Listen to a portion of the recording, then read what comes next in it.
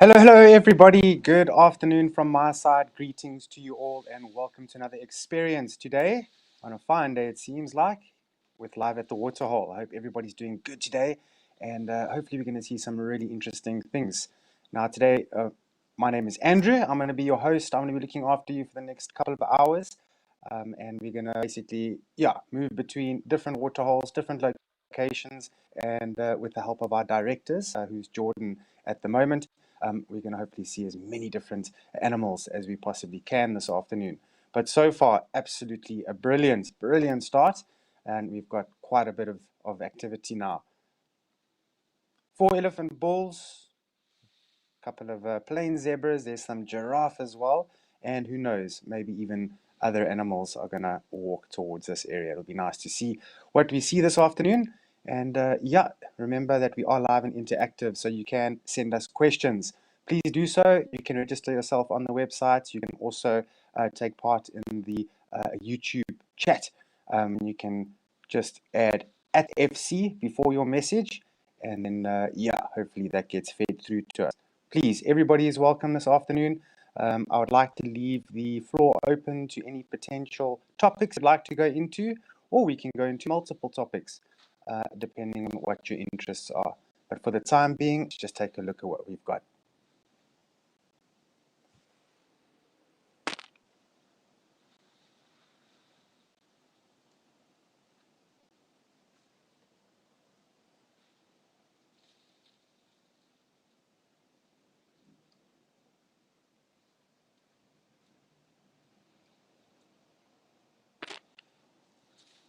Joanne Mello, thank you for your greeting this afternoon, and greeting straight back at you. Thank you very much for that. And I'm excited to see what's going to happen. This is going to be my final Live at the Waterhole for August this month. But yeah, I'll see you all in the Welgevonden Game Reserve, and then shortly after that at Juma. So yeah, I'm hoping to see as much as we possibly can. And I think, what a great start, and nice to be able to show you all of this all together in the same frame. It's very special, this.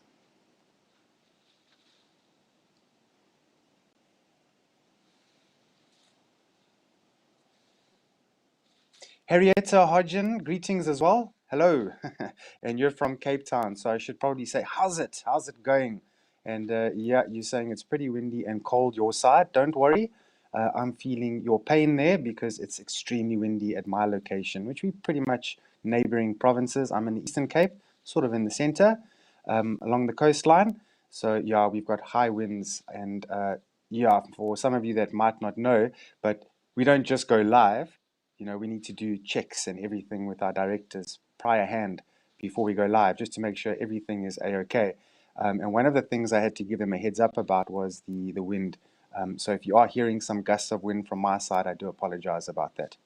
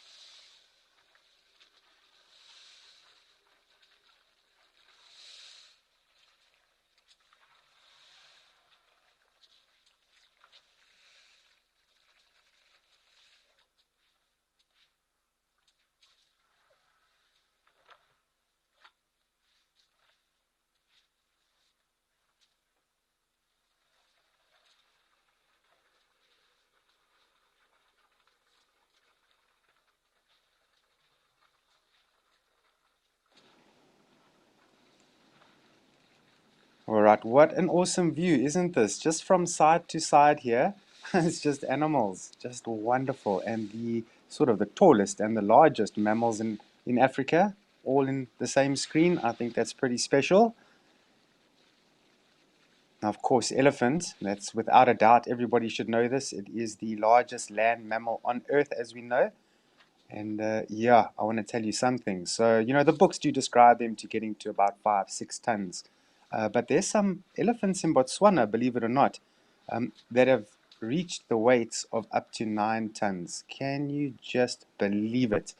It's amazing. Can you imagine seeing an animal like that? So, a lot bigger than what we're seeing now. So, those are true giants of the bush. And then the tallest animals of the bush reaching about 5.5 meters tall. Okay, those are giraffe.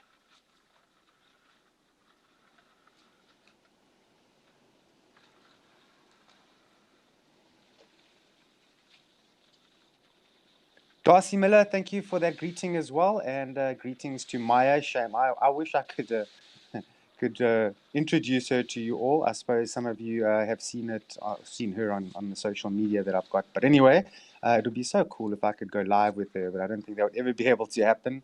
I think she would bounce all over the place, trying to get from cam up to me, taking all the wires out in the process, which is not good. So that probably won't happen. But you'll get to see Artie in the next little few days. As I said, on the 13th, I'll be out there at Velgevonden Game Reserve, and I'll be sure to take Artie with.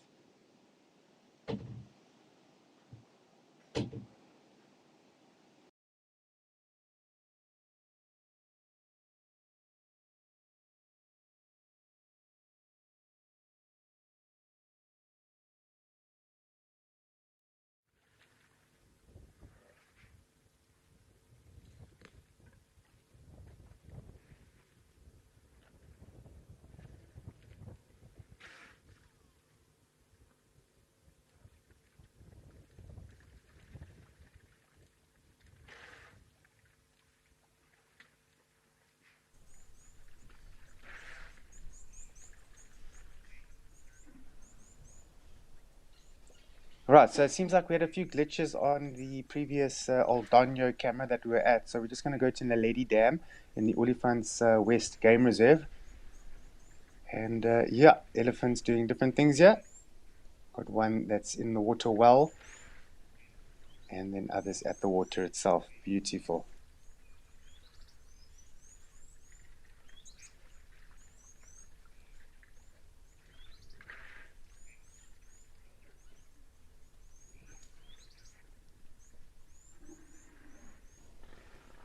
Kim, you saying you miss Artie? I'm sure you all do.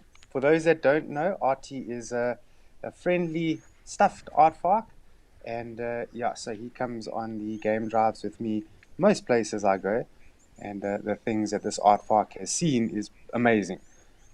If only you could imagine what experiences and all the students I've been with over the time, and some of the guests over the time as well, they all take to Artie.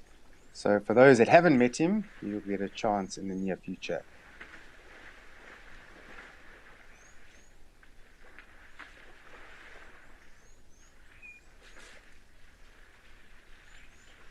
Cornelius Rousseau, that's a very good question that you're asking. The age, around the age. What is the age expectancy or a lifespan of an elephant? That's a very interesting thing to go into, because we all know that animals are going to reach a time of their life where they're going to die, old age. But the way elephants die is very, very sad. So a healthy elephant that hasn't gotten into a fight or hasn't gotten sick and had disease and passed away that way, um, they get to a certain point at about the age of 50, 55 years old where they start to run out of teeth. Now, elephants have got 6 sets of teeth, essentially, which accommodates each growth spurt throughout its life, which is 5 major growth spurts. So they need to replace their teeth to accommodate their size and the more demand for food and so on. And these teeth will eventually get replaced and replaced, but eventually there's no more coming, and these elephants get to a stage where they become very desperate. They can't really chew on their molars anymore. Some of that vegetation is piercing their gums and so on. and they start to lose condition quite rapidly, and these elephants tend to pass away quite quickly.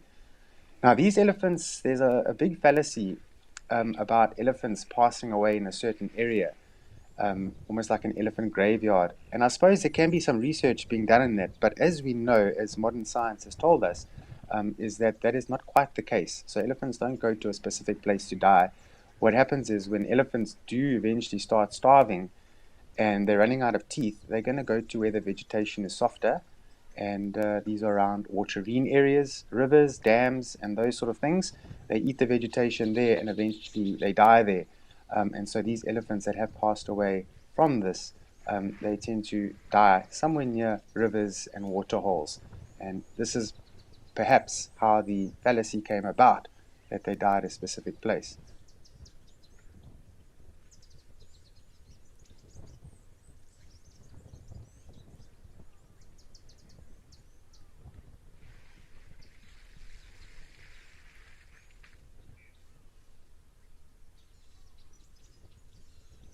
Canine Girl, thank you very much. I'm glad to be back as well. And yeah, in life, life does get busy, and so I've been doing some other things as well. But it's nice to have some months with you coming up in the near future. Also being involved at Live at the Waterhole, which aids me to being able to be at home while doing it. And it's crazy, crazy how the world has gotten where even naturalists and guides are able to work from home. So hopefully it doesn't get further into that. But yeah, I will see you in the bush soon. And thank you. I've missed you as well.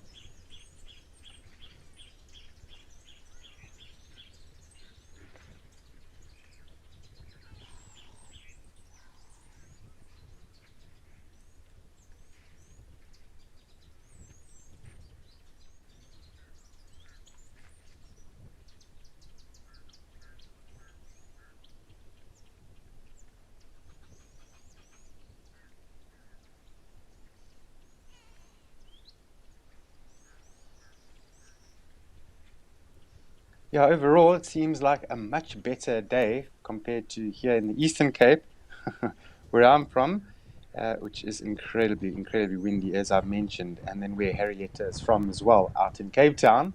It seems fairly windless over there, with the exception of a few small gusts, and there's some clear skies. Good time to be alive.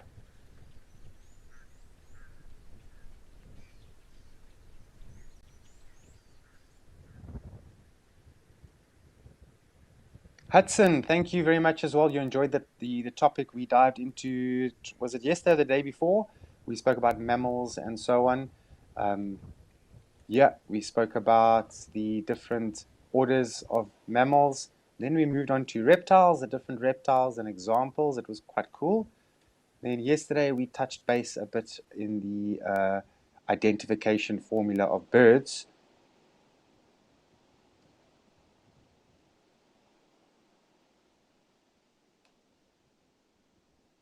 And there's also an identification formula for trees as well.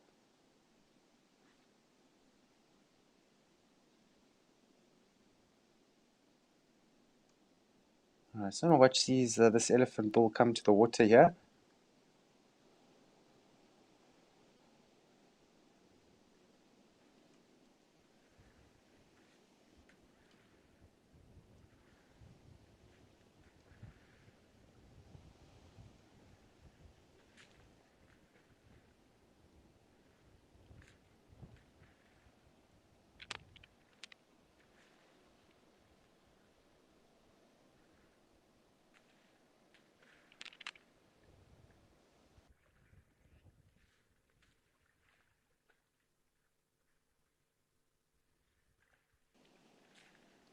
All right, looking a bit closer, it looks like an elephant cow actually.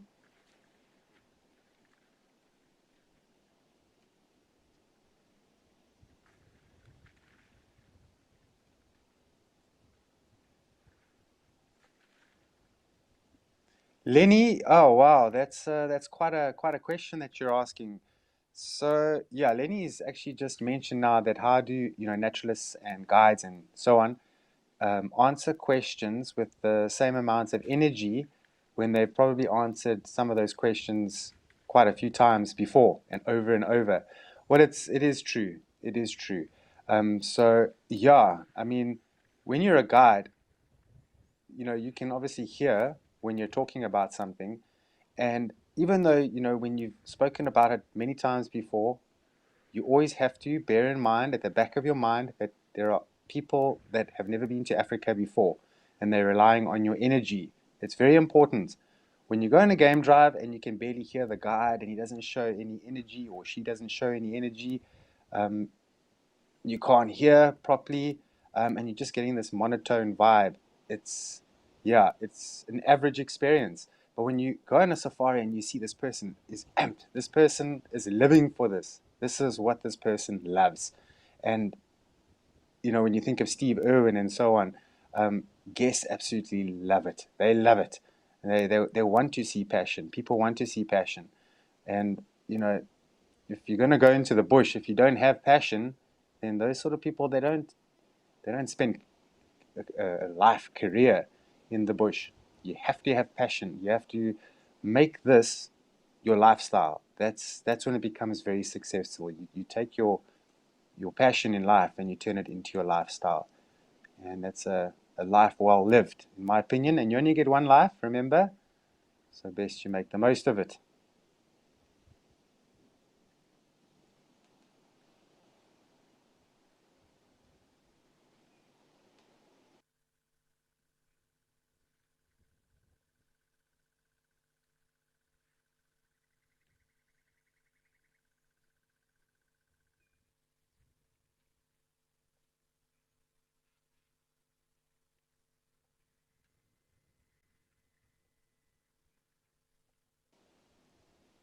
All right, you've had a good time here at Naledi Dam and the Olifants West Game Reserve.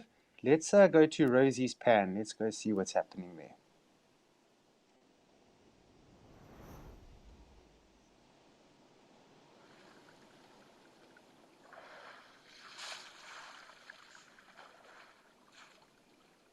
All right, nice high angle. So we're seeing the top of this beautiful, beautiful elephant bull. He is really magnificent in the Africam's Rosie's Pan in the Olifants West Game Reserve as well.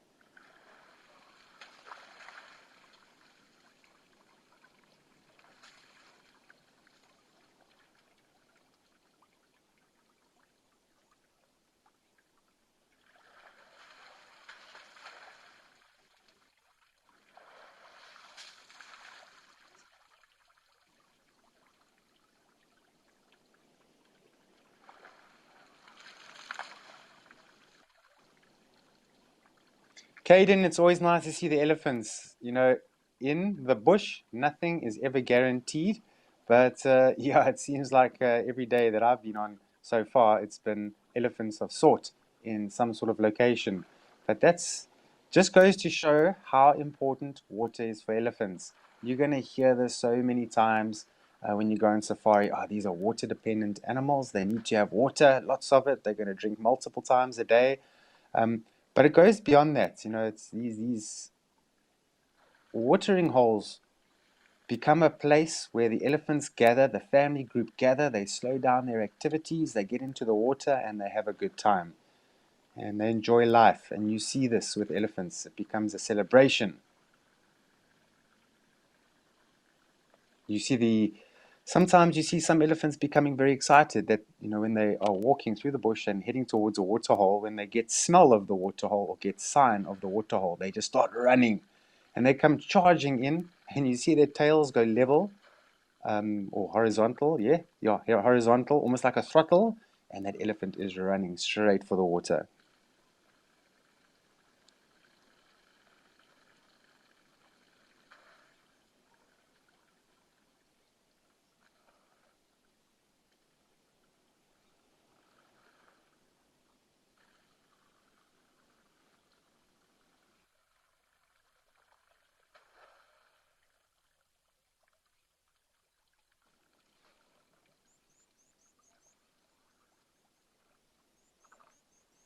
So now when it comes to, when you ever go on safari, sometimes you are able to do a self-drive depending on which area you go to. Other times you're going to go with a safari guide. And if there are any safari guides watching, which I'm sure that there are many field guides busy watching the experience this afternoon. If I can encourage everybody, self-drive, guided safaris, whatever the case may be, is always give space at the waterhole. There's no point in parking right up a waterhole because then the animals are not likely to come. Even the birds will disappear. But I can tell you a story, and this is why I'm getting into this, when I learned the lesson the hard way. And this was in the Timbavati Game Reserve with Morris. And we had some guests the one day, and we it was a warm day. Afternoon game drive, we stopped at a dam that wasn't big. The dam wasn't even as big as this dam that you're looking at over here. Then we stopped, set out a table on the dam wall, made it level, tablecloth, the full toot. Laid out the drinks. Morris was busy taking the guest drinks orders. And so I went back towards the vehicle and quickly wanted to use the toilet. So I quickly walked past the vehicle, but then I noticed a big cloud of dust. So before I could even get back to the guests, there was already a massive herd of buffalo that were so thirsty that they were running really fast towards the water. And they got to the water. Luckily, the guests had gotten back onto the vehicle by that stage. And these buffaloes bumped the table, went missioning and splashing into the water, drank water, and then milled around a little bit, and then slowly moved off. And then we were able to retrieve our table again and clean up the mess left behind. But just try and imagine it, just like that. You have a breeding herd of 300 plus buffalo on top of you, and you didn't really even have time to get back on a vehicle. So that is something to think about.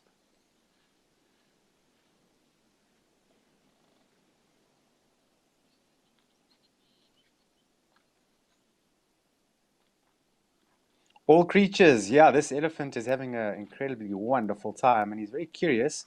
I'm sure you can see this camera moving. I'm sure you can hear it. He's fully aware that something is happening.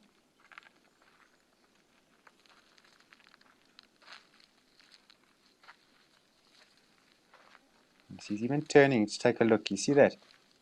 He's definitely keeping an eye on the camera.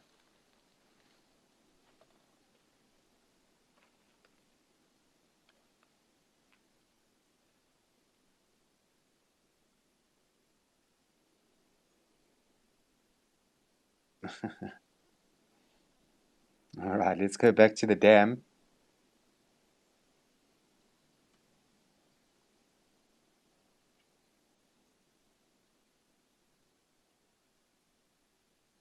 So I just want you to take a look while we are pointed towards the dam. You can see how the silt and the clay is churned up over there.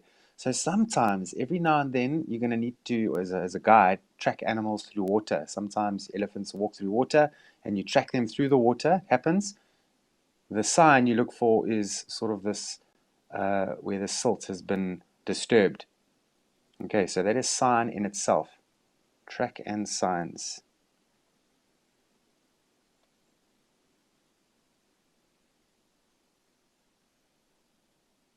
All right, suddenly gone quiet over here. Let's head off to Africam's Madikwe Game Reserve. There, Tau Lodge.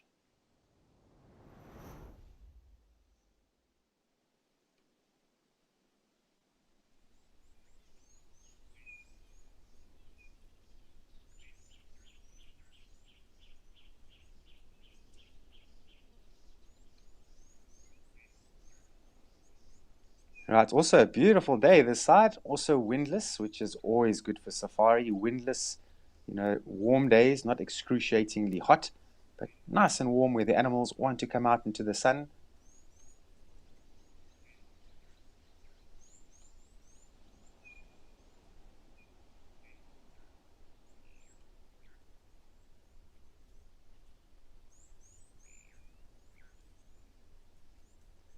So perhaps some of you have been to Madikwe Game Reserve. Please do let us know.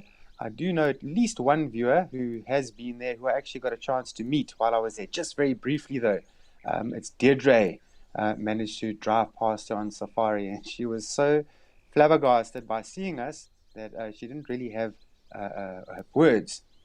So shame. Her daughter said that no, she's a big fan of Wild Earth and is a little bit overwhelmed by seeing us, which was very heartwarming I must say.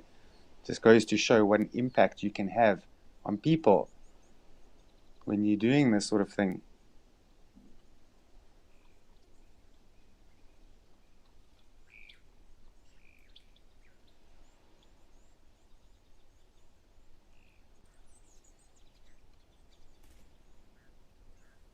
All right, these giraffes having a good time. It seems like they're all after the same bush.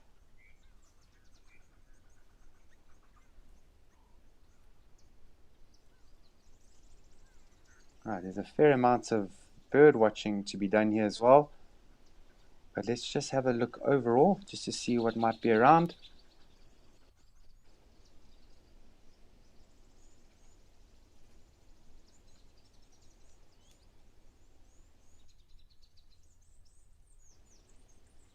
Right, a blue wildebeest bull sitting right in the middle of it all there.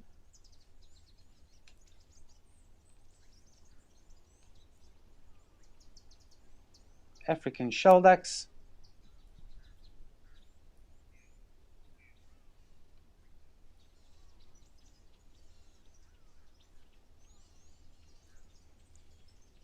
All right, some more blue wildebeest. You'll notice there's some nice hills in the background. Some of the hills on Madikwe, some of them are small little hills, literally. Others are quite substantial.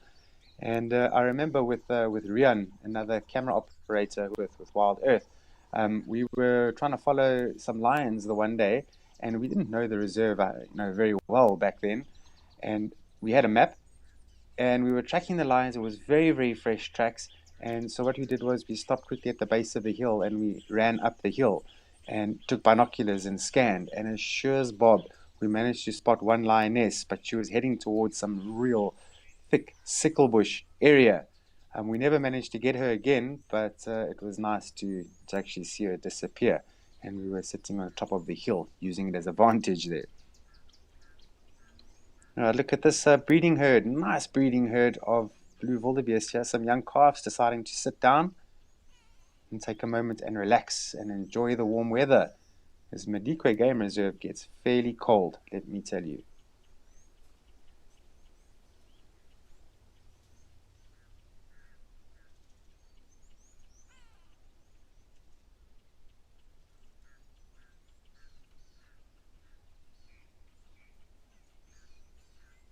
Elijah, thank you. I'm glad you enjoy the stories, and that's a big part about being a naturalist, being a safari guide, a field guide, however you want to see it. Is some of it is going to be storytelling. It's a big part of the experience. We're having a few issues here. I think let's go to another camera. All right, sorry about that. We had a few issues there at the last camera at Madikwe. So we're here at Juma, private game reserve in the Sabi Sand area. Beautiful environment with the grey heron.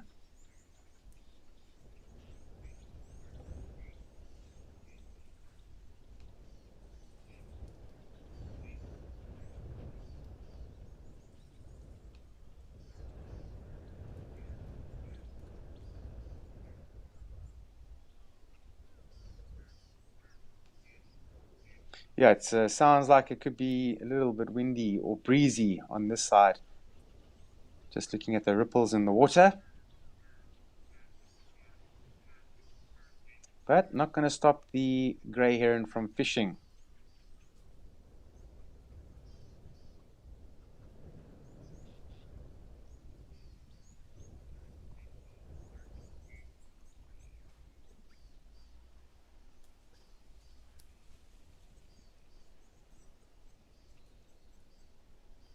Don't know what this grey heron has spotted. If you ever get a chance to see a grey heron catch something, you must always try and have your binoculars with you and take a look at what it's caught. Sometimes you'd be so surprised that they've caught these things, and the amount of amphibians that they actually go through is amazing. We saw them at Ndlovu Dam, which is not close to Juma, but we watched this grey heron catching quite a few what we call platanas, which is a very protected species of amphibian in South Africa.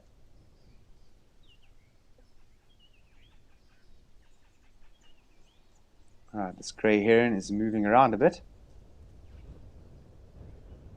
Yeah, I think, yeah, let's go through to Tembe in the KZN area. Let's go see what's going on that side.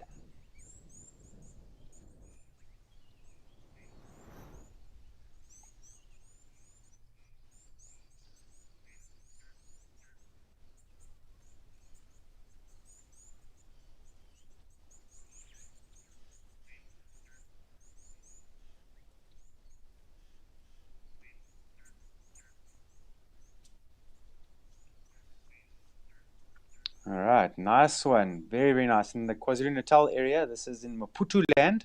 It's called Tembe Elephant Park. A woolly neck stork and a nice impala ram in the background. Very fit and healthy.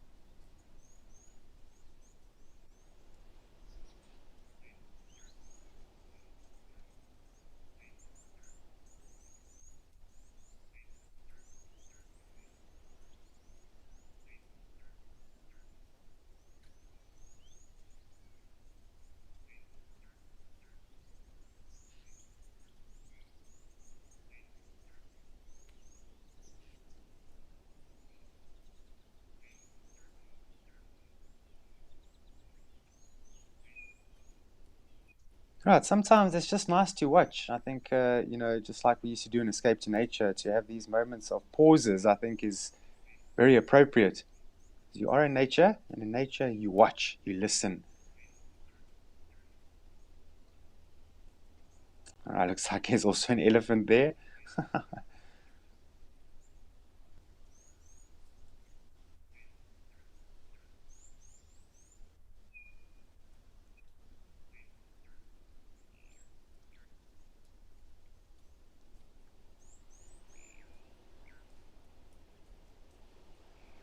So there's a general rule in the bush that we work by, and that's, when you stop and you look with your binoculars, this means you stop everything you're doing, whether you're driving or you're walking, you stop everything you're doing, you grab your binoculars and you scan or you listen, whatever the case may be. And when you think, okay, cool, let's start the vehicle and let's go, or let's continue walking, the rule we live by is listen a little bit longer, look a little bit longer. And when you do that, in the times that I've done that, in that time when you've actually stopped yourself and said, look a little bit longer, and you spot something, it's amazing. So this saying hasn't just been developed for nothing. It's gone from people that's been in the bush on years of experience who have listened a little bit longer and taken a bit more time, and they've managed to spot something. So it's effective, it works. So if I must encourage all of you, I definitely will, and that's to listen longer and look longer.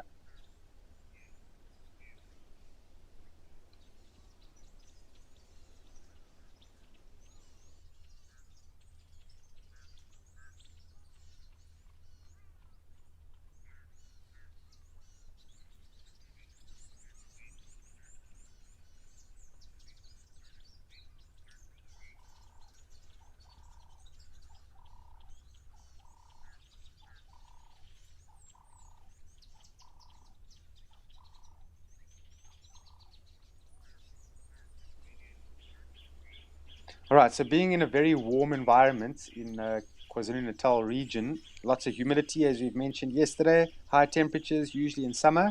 They do have quite a nice rainfall.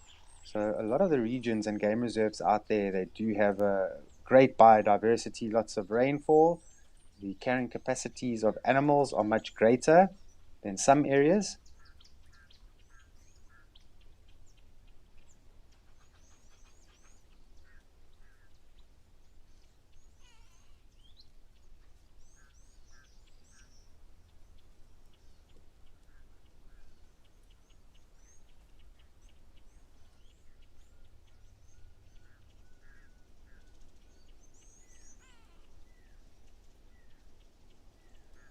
Right, and there's a faint sound of the pearl-spotted owlet in the background. We heard the pearl-spotted owlets at Madikwe yesterday as well, also by the water. So it goes to show that pearl-spotted owlets do like to be close to the water. Not always, but it seems like they do like it. And it makes sense because the insect life is going to be quite rich there because they do feed on insects mainly. And instead of operating at night, because we often think, owls operate at night and so on, but not the pearl-spotted owlet. They've got too many dangers at night. Other owls, so they actually operate more in the daytime. And you can see them sometimes. You're walking in the bush or you're driving, and suddenly you see this owl. They've got a very distinct shape, especially in flight.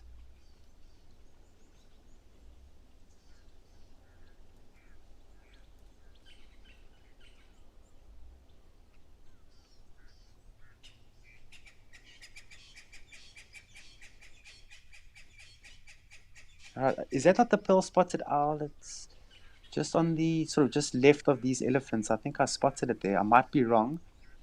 There's fork-tailed drongo there. What's beneath that fork-tailed drongo? Is it probably another drongo?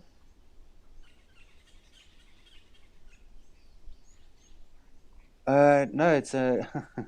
Okay, now I make out what it is. It's a woolly neck stalk there, and then the opala just beyond. So sorry, just that blunt, rounded shape just made me think could have been a pearl-spotted owlet.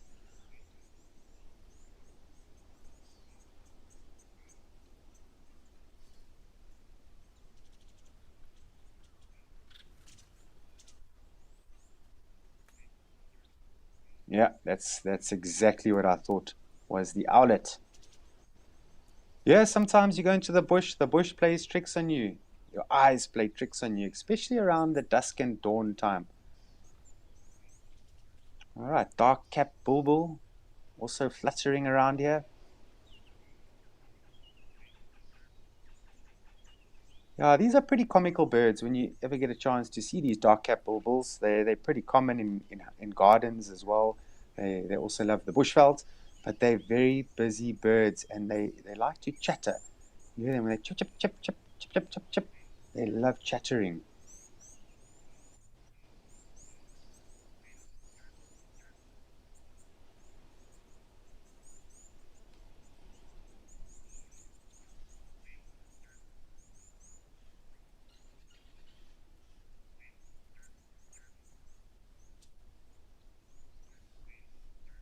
It's quite funny. It was yesterday or the day before. I don't know if it was the same elephant bull. I must figure out how to take screenshots over here, or I'll just take photos while I'm doing it. But we saw the other day as well, elephant doing exactly what this elephant bull is doing now, even to the point where its leg was also folded forward like that.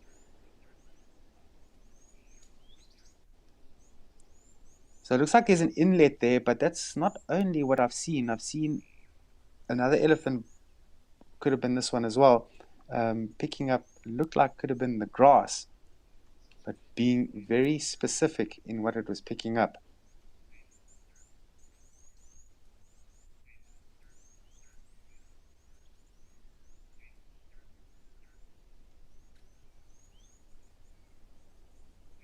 Miranda, good afternoon from my side to you and welcome. Yes, nice to have you this afternoon. So, yeah, no, definitely elephants do get stabbed sometimes with those tusks. Yeah, those tusks can be sharp, eh? And with elephants with power and mass to support that, sometimes they do manage to puncture another elephant. But, elephants are built for it to a degree. As long as those vital organs don't get damaged, you'll find that it can heal over. And then you get this bit of a bump, the scar tissue that forms over that eventually. So the next time you go into game reserves and things like that, or while watching, have a look carefully. You can sometimes see scar tissue on elephants where they have been stabbed but then survived. But Miranda, talking about that, there was a case in the Kruger National Park where an elephant was found dead. This is many, many years ago. An elephant was found dead, and the wardens or the game rangers out there took a closer look to see what happened and to remove the tusks. And they found that this elephant had a huge hole in its skull. And it turned out that it got into a fight with another bull, and the bull managed to stab it through the skull into the brain. And obviously, that elephant must have dropped dead almost immediately. But that's very rare. That must have been a very strong elephant bull to be able to do that.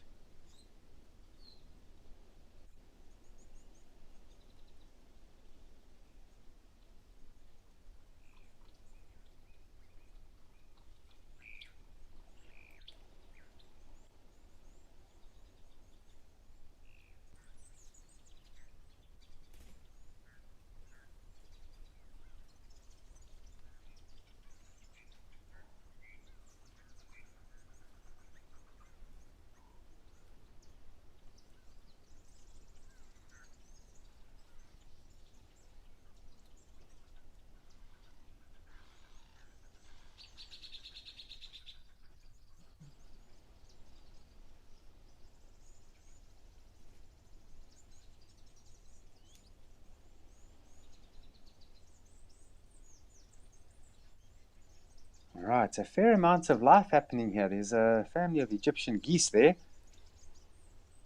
with a few youngsters, and they're getting big very quickly. Now, you'll be surprised how quickly those young grow. I got to watch a family of Egyptian geese growing up in one of the game reserves, and my goodness, almost from when they hatch. The next day you come along and they're so size. The next day you come along, you can actually see that they're bigger. Then you come along again in 2 days' time and you see that they've doubled in size. It's incredible how quickly they grow.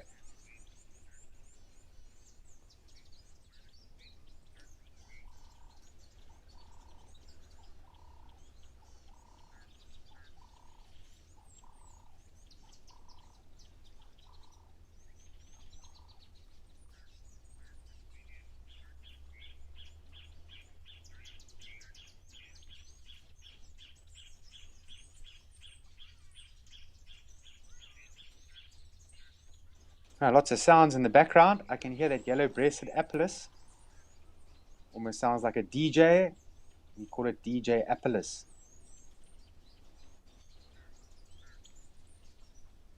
Okay, there's sunbird of sorts. I'm not 100% sure which sunbird is calling in the background.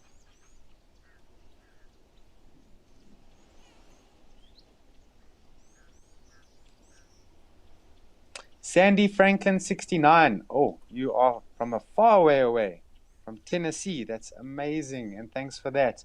Yeah, Artie is right next to me. When I did checks with Jordan earlier on, he was in the camera, so they got to see him. Nah, you'll see him soon. He's doing great. Sometimes I just have to hide him away because Maya, she gets a little bit rough with him sometimes.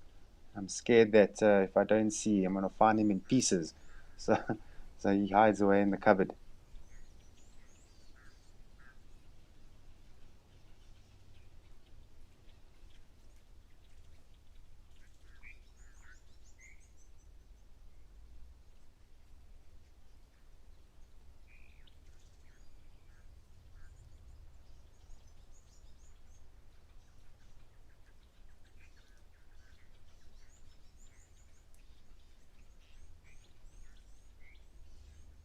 All right, this elephant's clearly on the move. I think we should get on the move as well. I want to go to an area that I really enjoy. It's Ukukoyo, so let's head off there.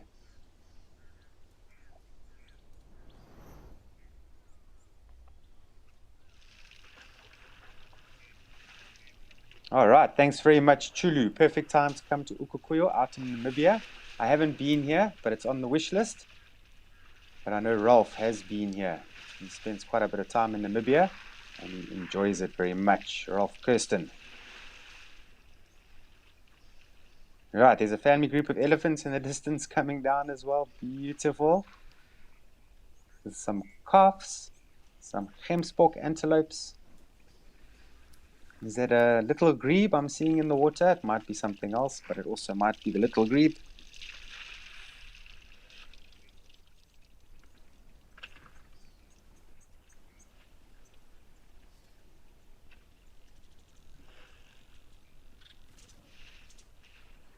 Now, these cameras can actually pick up sound quite well. If you look at how far those elephants are from the camera, and we can clearly hear that water very clearly.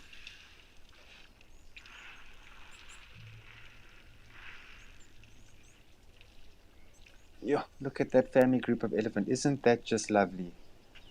All in a straight line, very organized.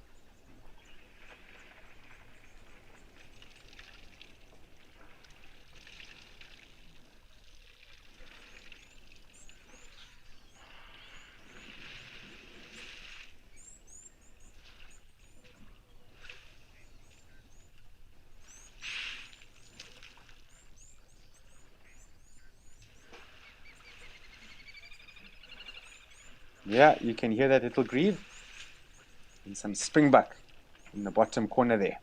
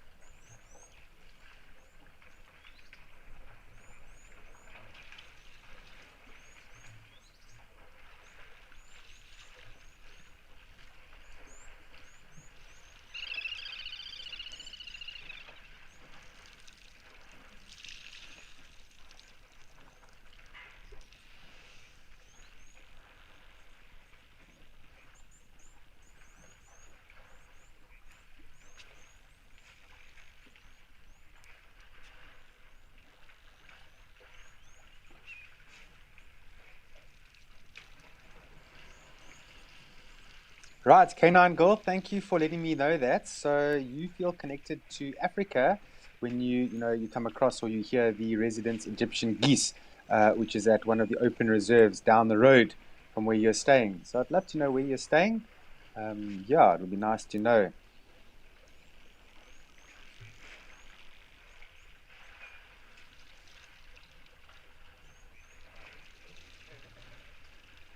So out where I am in the Eastern Cape, I've got a few areas where I know of where there's a few water holes. Some of them are for cattle, and then others are for wildlife. And in some of the reserves here, we have what we call the poor man's game drive. And this is where a public road goes through a game reserve, and it's open to the public. So you're allowed to drive through there, but you can't veer off and go onto the side roads. You have to stay on the main road until you get to the gate eventually, and then you pop out on a different road, main road. So yeah, so I sometimes go on these poor man game drives, just go from one road to another road, and then try and see some animals. And in some of the reserves, I've gotten lucky. I've seen elephants before, right next to the road. I've seen elephants swimming before. I saw a guy who was fishing at one of the causeways, and he had a fish on the line, and it was a big cob. So yeah, that was quite memorable for me, and just doing it by driving through. So it's always important to know where these little places are where you can go off to and spend time with nature and sit down with it. Relax, read a book, take a flask with you, enjoy it.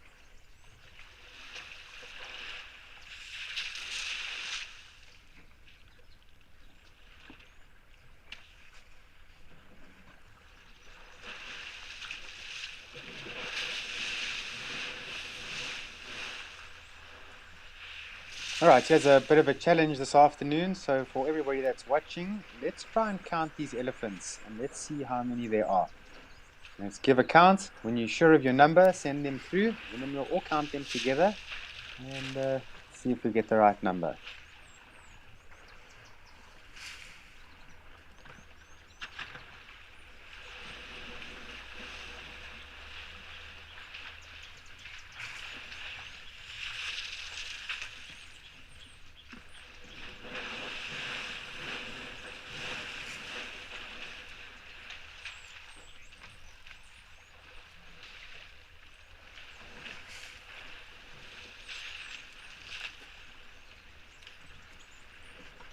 All right, so Chulu, our director, who's taken over from Jordan, who's on now, he's given his count. Chulu, me and you are on the same number. I'm looking at a very small screen here, so I'm just gonna take a minute and just give a quick recount.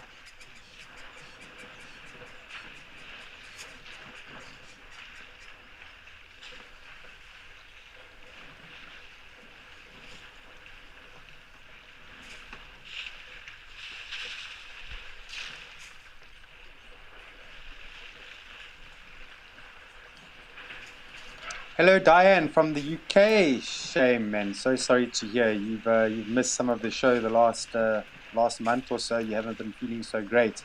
I'm terribly sorry to hear that, and I hope you're feeling better. And yes, the bush seems to be very dry at the moment. But this is Namibia. It generally is dry. This is a very harsh environment. The animals tend to find a way to survive here. It always amazes me. I think if it was you and me or anybody else, we would find life extremely challenging out there and really suffer through it. These elephants do not seem like they're suffering at all. In fact, they're having fun and enjoying the afternoon.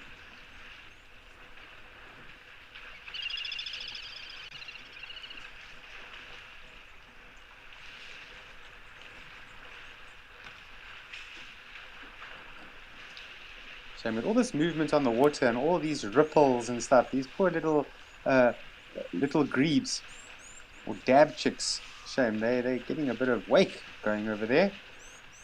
I'm sure it almost feels like there's a tide in the water. But there is no sign saying no wake zone, so yeah.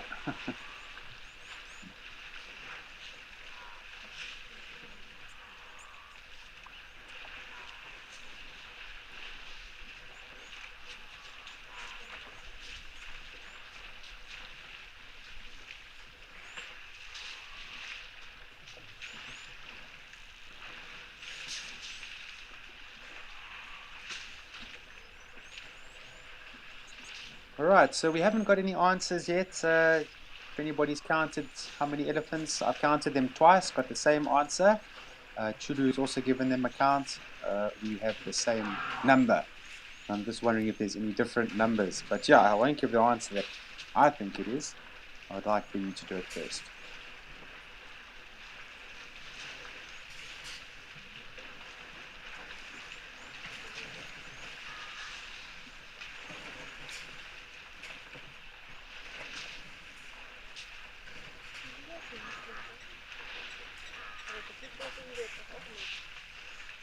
Alright, Andrew the video guy. Wow, it's been some time, hey? It's been a long time since we've chatted. So thanks for sending this in. So you say 36. Okay, so it's a little bit off my number and Tulu's number. But yeah, I'm working on a very small screen. I'm not going to take my answer as the answer. And then Sandy Franklin, you said 27, you counted. And then Darcy Miller, you counted 31. Canine Girl, 37.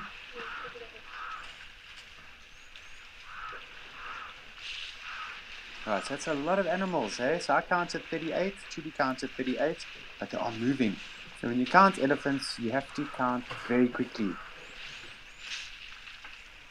Especially if they're moving.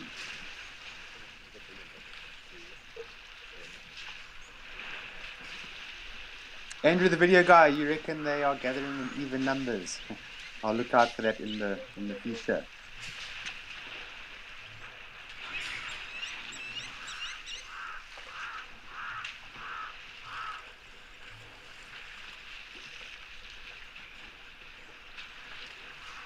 Right, you can hear some of the crows in the background.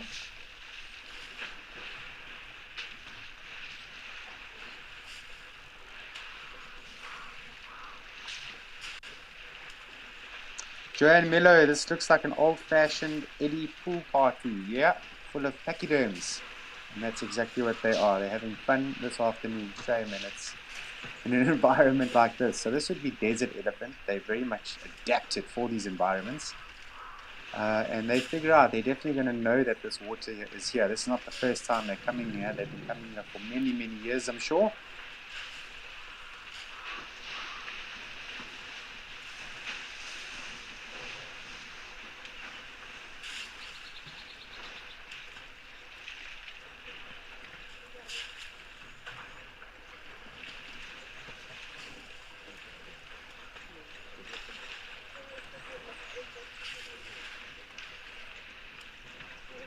Right, so you're going to hear some voices of some people every now and then. It's a little bit faint, but it is there. So I do apologize about that. So yeah, right next to this camera is actually a rest camp. And yeah, so the microphone is obviously picking up some of the people sounds. But that's all right. I mean, we are looking at nature, and nature is for everyone, as I always say.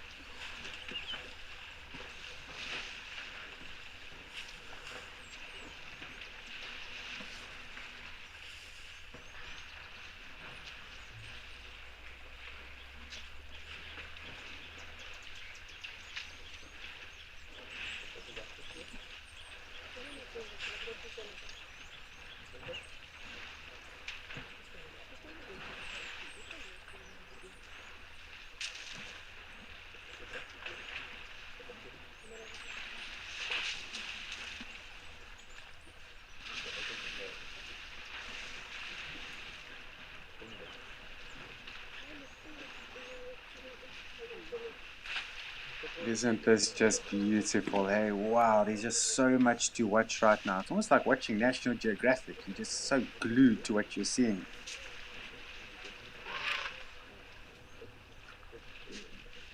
Look at that young elephant calf trumpeting and running around.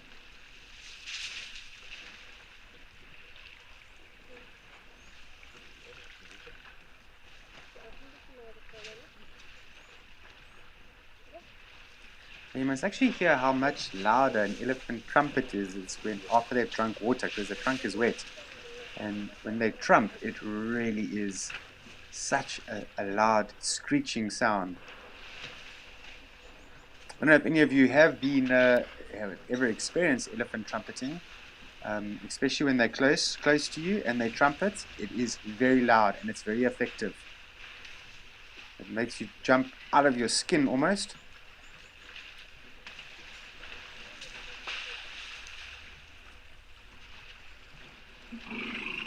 Look at this young elephant.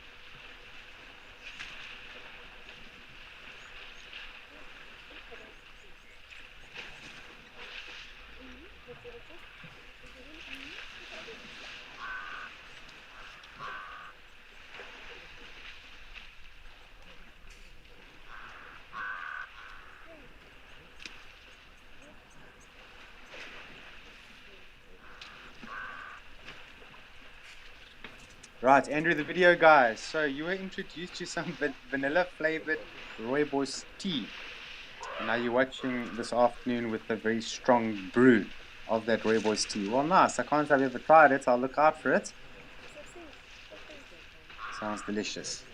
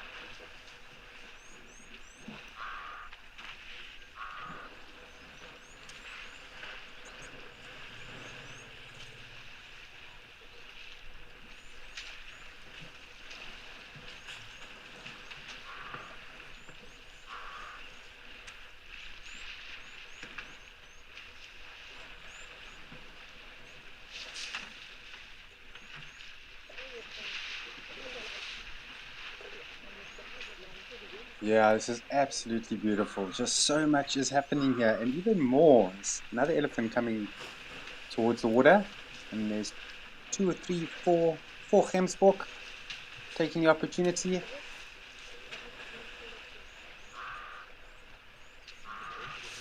Amazing.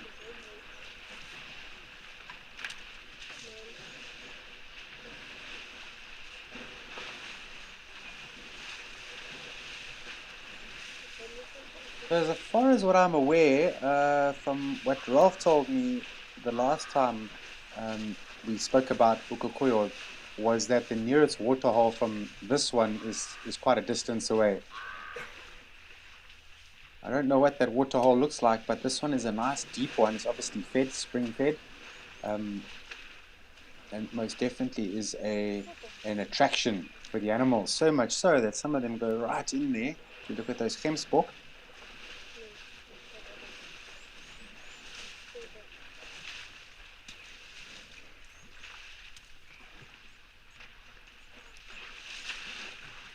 Oh, that young elephant calf looking like he's up to no good. Look at this little group here. Beautiful. Look at that. Washing the face and trunk.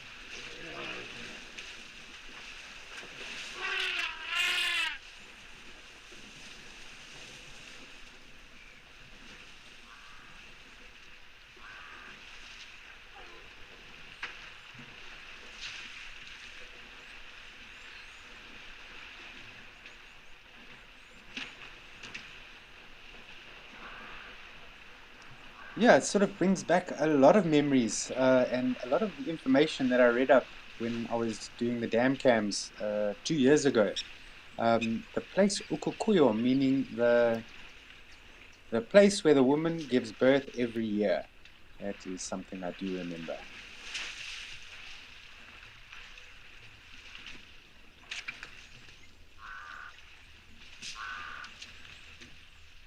Right, when we think of deserts and those sort of environments, the first thing that comes most of the time to people's minds is the Sahara Desert. I've never been there, but it looks absolutely gorgeous out there.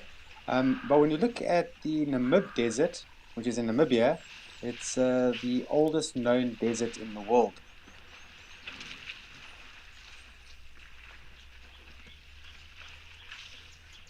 There's tons and tons of history and folklore and a lot of things to be learnt about Namibia.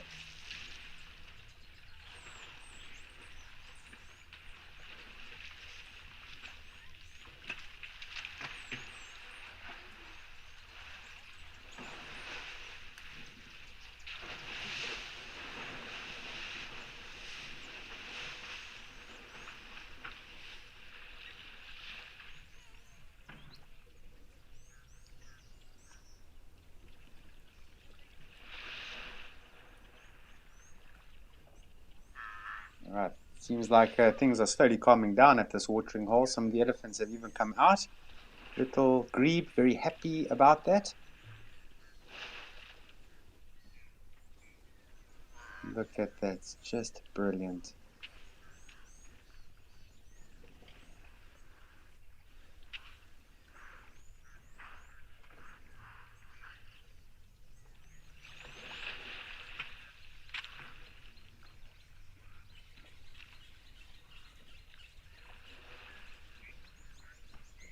Right, some of these elephants are moving off.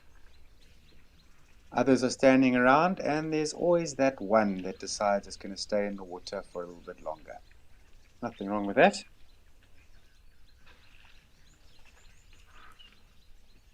Canine Girl Yachts. It does look like it's a ton of fun. Those elephants in the water splashing and challenging each other, throwing mud on their bodies, trumpeting, and all of those sounds attached. Yeah, I think it would be quite something to be able to swim with elephants. I'm not a big fan of, doing those sort of things, especially, when it comes to, riding on elephants' backs and things like that. I'm not a fan of those things. But there's one thing I would love to do just once in my life, and that's swim with elephants.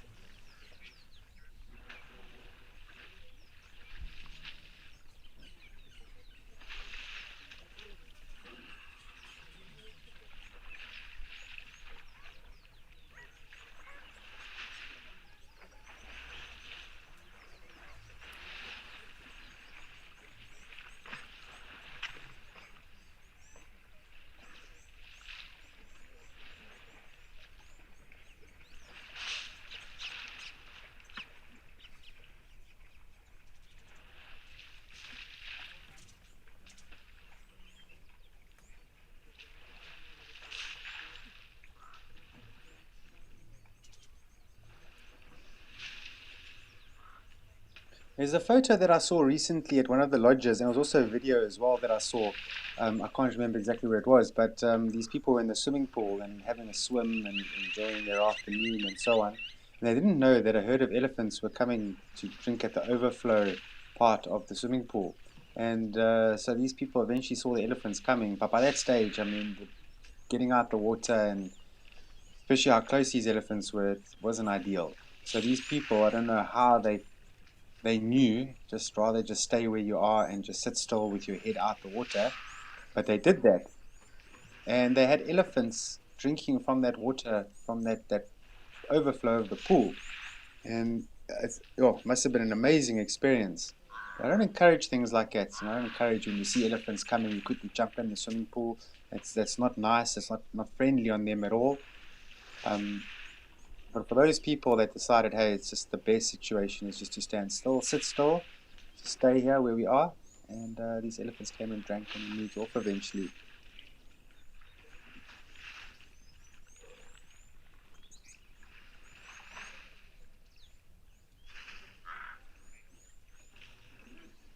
Bundu, yo, this is the first time I'm getting a comment from you that I'm aware of. I'm sure you do send lots of comments and questions in, but thanks for your bit of information.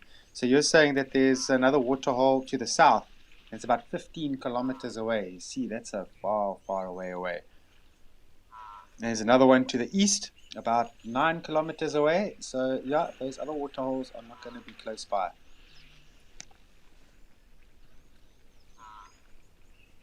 Ah, wonderful. So, ladies and gentlemen, let me introduce you to Bundu.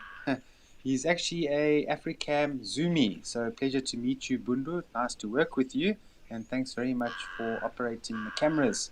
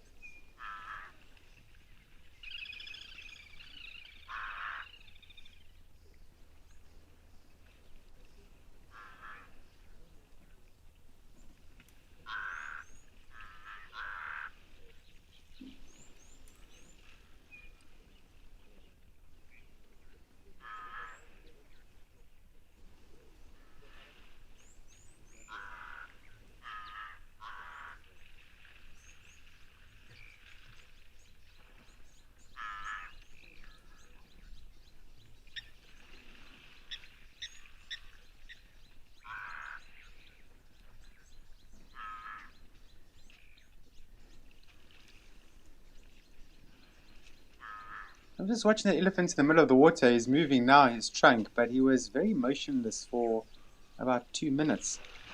Almost like a hippo.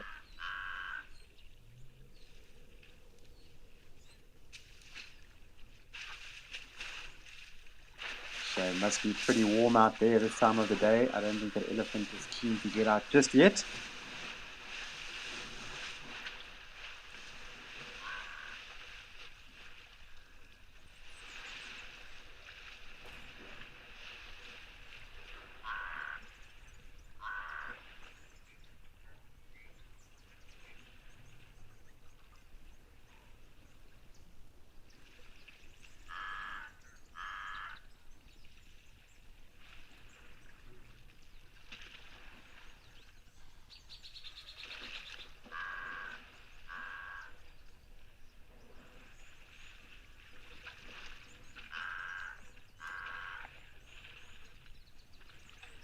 Yeah, I think it'll be quite nice while we have Bundu, that's the African Zumi, while he is watching, or her. I'd just like to know when was the last sign of leopards or lions at this waterhole? Because I remember when I was doing dam cameras back in the day, I never got to see any of the predators here, and I was chatting to, again, Ralph, and he was saying that the predators are mainly coming here at night, coming to drink water and not really seen too much in the daytime with exceptions, only at night time. I'll just give a bit of time. Bundu, if you are watching, can just let us know on that. When was the last sign of predator? Is that a Cory bustard walking in the back there? Looks like it.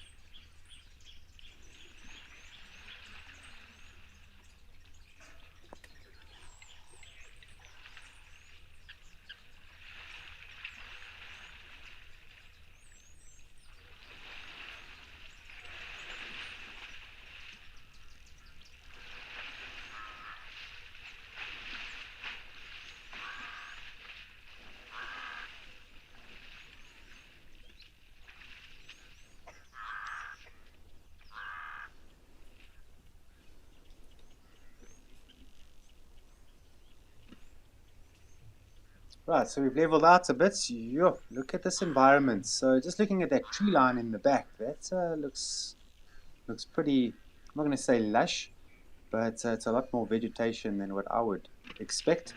So it just goes to show that even in these desert environments, there is vegetation.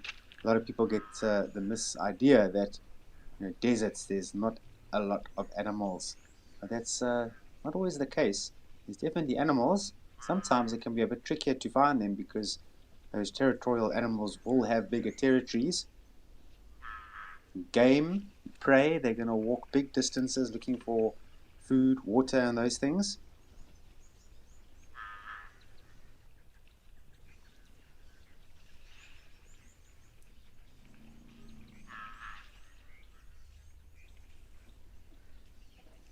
I would imagine predators like the lions and leopard and things like that must walk huge distances just looking for any opportunities to hunt.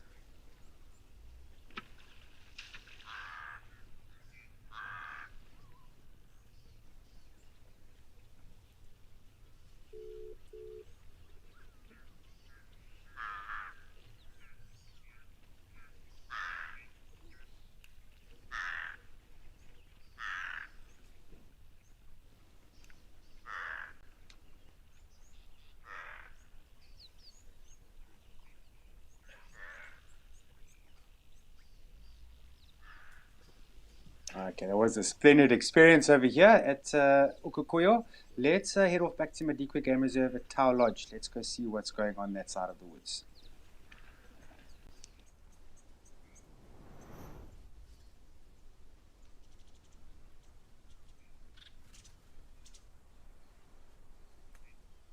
All right, good spotting this afternoon at Madikwe at Tau Lodge.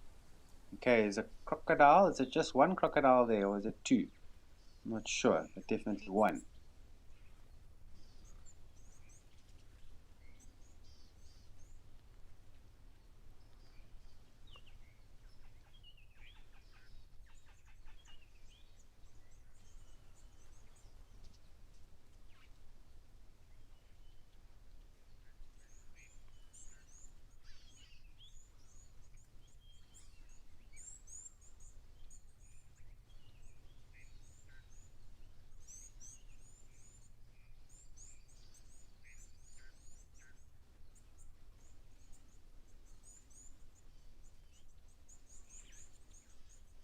Okay, definitely two heads, two tails. So we're dealing with two massive crocodiles laying side by side here.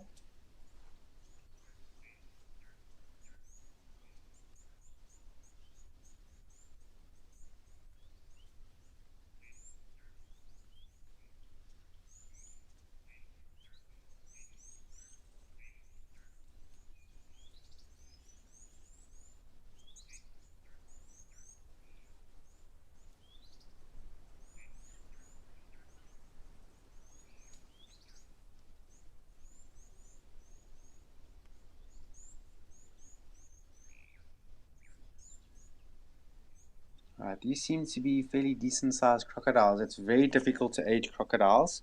It's all environmental, so it depends on how much they're eating and so on. But just imagine a reptile getting up to the age of between 80 and 100 years. That is, yeah, it's mind boggling.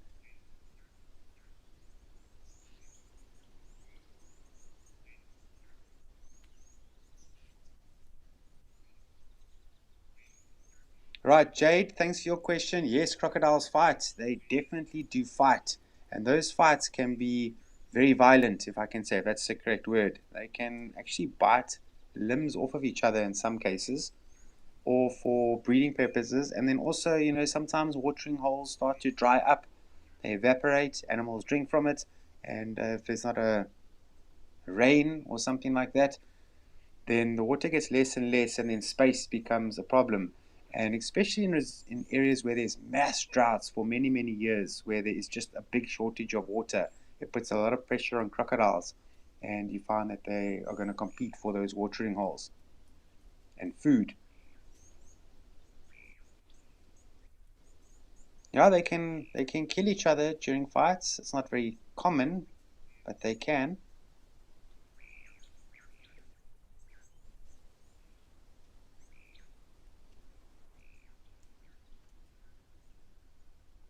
Canine girl, thank you.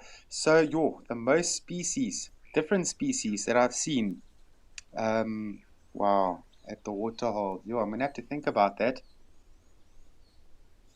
But I do remember 2 years ago or so on also Juma Dam Cam, managed to see about 300 plus buffaloes come down to the water and walk past the camera. That was quite nice. Bit of dust and a lot of squabbling and sounds. Very dramatic.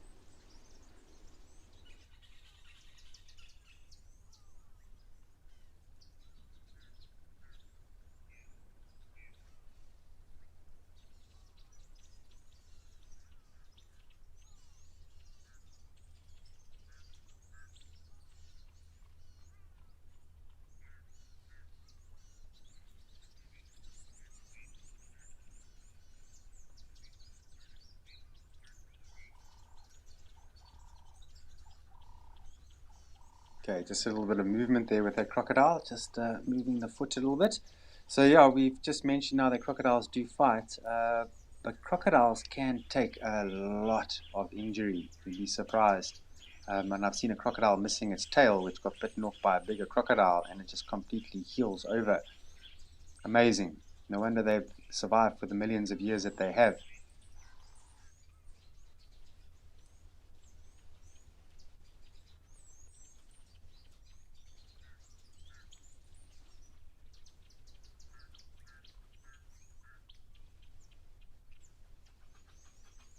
Alright, so this camera is quite nice. It's got a lot of movement to the side.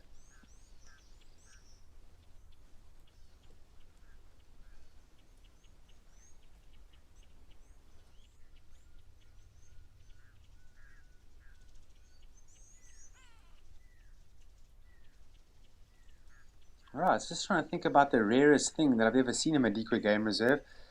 With Mpo, managed to see a caracal hunting a group of impala. It was a very, very quick sighting. We actually managed to go live with it. And it's one of those things because the camera doesn't get a lot of quality in low light situations, and it was just after sunrise. So where this caracal was, I was a little bit worried that you wouldn't be able to see it. So you're always debating whether you call it out and get the camera up to try and point there, or just leave it rather, because it's going to be bad quality. It's not worth it. It's not a good angle, whatever. So I just called it and I said, "There's a caracal there." And he got onto it, and we watched this caracal and moving through the bush, and then weaving its way through the bushes, and then disappearing straight towards a group of impala. I don't know what happened beyond that point. It's something to be seen.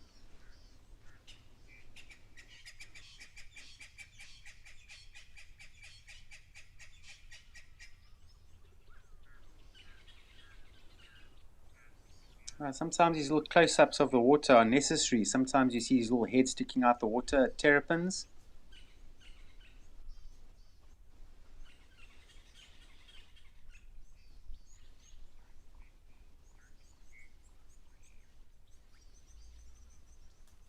What are these birds in the water? These are these red-knobbed coots, it looks like.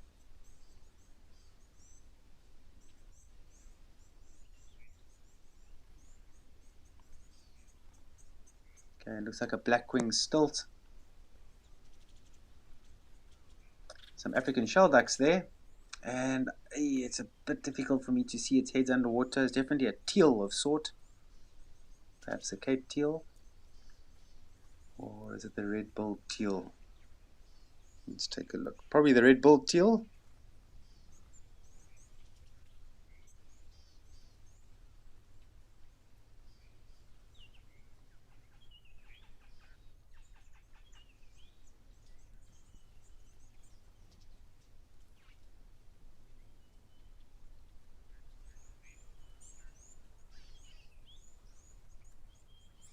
Okay, definitely red-billed teal. Cape teal doesn't have the sort of if I'm using it correctly, the brown crown on the head.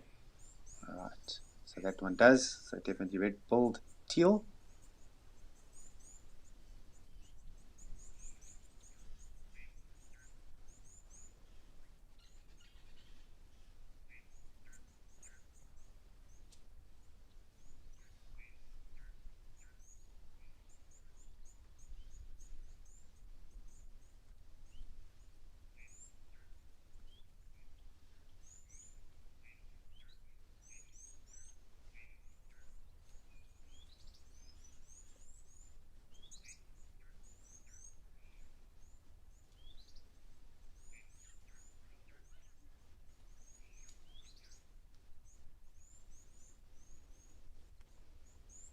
Right, quite a bit of things happening all in the same shot here. It's quite nice. I just like these African shell ducks, and they're quite plentiful there in the Madikwe Game Reserve. Most of the waterholes we visited, we saw them.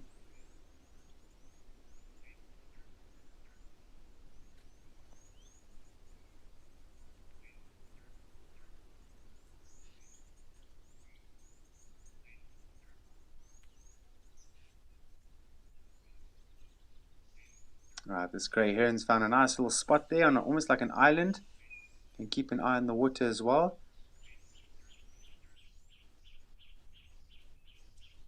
See, he's standing on one leg again. So a lot of these birds, especially with long legs, a lot of them do. They stand on one leg. And the legs are actually very well developed. If you think about it, it gets us this locking mechanism. And also when birds perch on trees, they also get this locking mechanism. And that's why you see birds holding onto a branch. Even if there's a gale force wind, that bird is still holding on because that lock mechanism locks tight.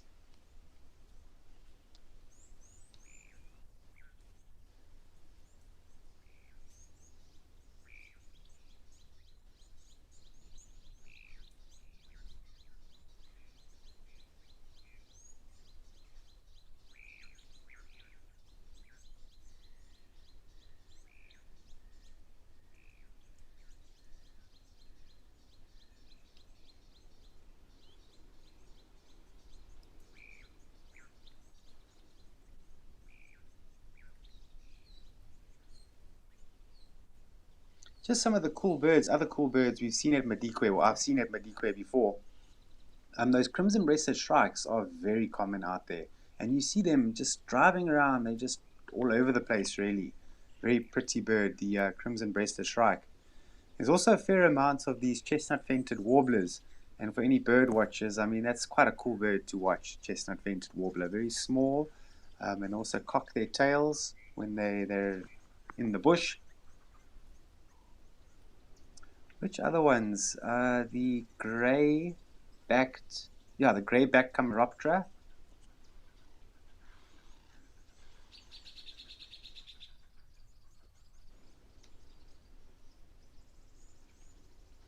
Dark Mane Lover, thanks for your question. So this has got to do with the crocodile. So we're on the grey heron at the moment, but we can still talk about the crocodile. To distinguish males and females with crocodiles, wow, it is very difficult, a very difficult thing to do. I wish my uncle was here because he's got a lot of experience with crocodiles, 30 plus years that he's done work with crocodiles, and he would be able to answer without a doubt. But the males, it's very difficult, as I say. The males have got a very well developed muzzle, but then so do the females. But the males is a little bit more developed and tends to be a little bit blunt on the snout, whereas the females also bluntish, but not like a big male. You see these big males, you can tell by the snout that that's a male.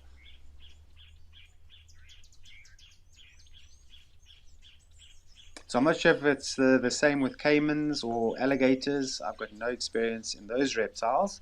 If anybody does have experience in those sort of reptiles, please let us know.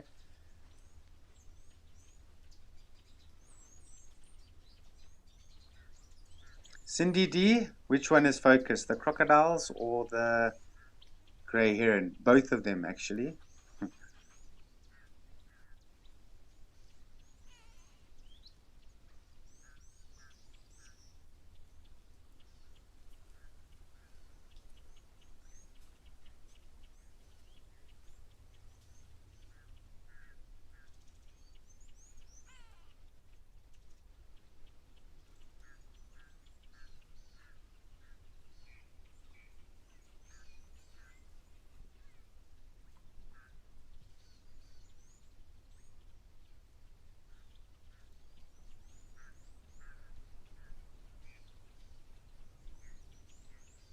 Just looking at these crocodiles, just trying to get a size. It's difficult to know exactly how big these crocodiles are. But if I was to guess, I would say maybe, yeah, maybe 2.5 meters, maybe 3 meters. More towards 3 meters. These are big ones. They can get a bit bigger than that. Some of them get to about 5 meters.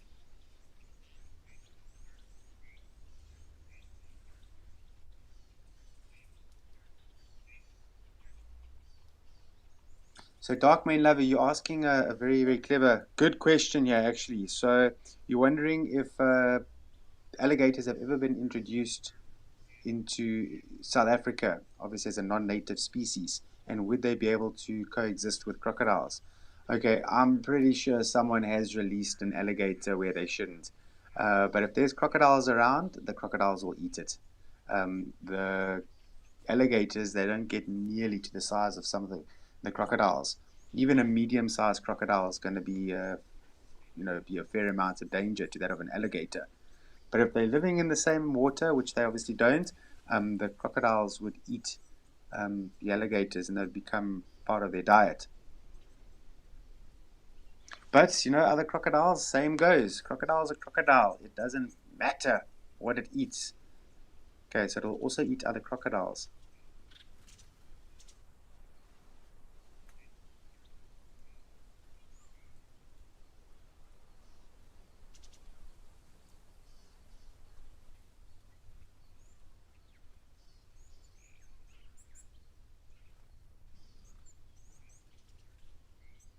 Right, look at this environment. Wow. Now, Madikwe Game Reserve is a big game reserve. I think there's an elephant bull in there as well. But Madikwe Game Reserve is very big. Yo, there is a lot of areas that I haven't even been to in Madikwe Game Reserve. And I think to travel all those roads, I think you would need at least, exploring every day, you'd probably need at least 6, 8 months to explore all the roads out there.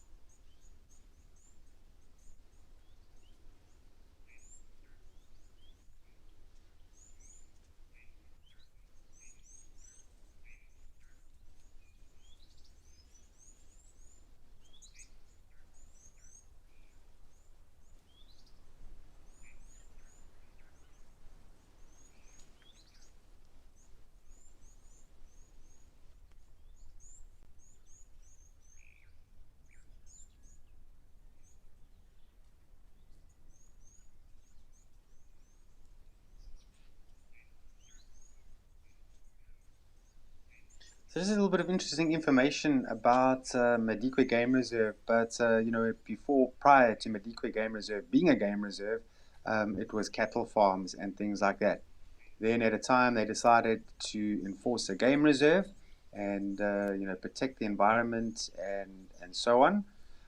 But then they needed to introduce animals, and so they had the biggest introduction of game ever in South Africa. It's still to this very day. It was the biggest project where they introduced over a short period of time a whole lot of game onto Madikwe Game Reserve. And if you want to know more about it, you can just Google Operation Phoenix at Madikwe Game Reserve, and it will tell you all about it. Incredible operation. Now, to move animals from a reserve to a reserve is not an easy thing to do, and it costs a tremendous amount of money. So you can just imagine the dedication and the ability to see the future when it comes to needing to have protected game reserves like this and giving the people the opportunity to come into these places and to enjoy the wildlife.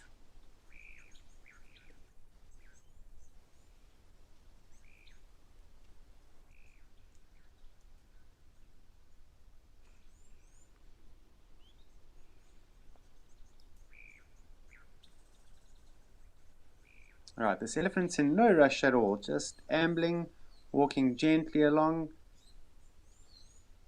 picking up some dust along the way.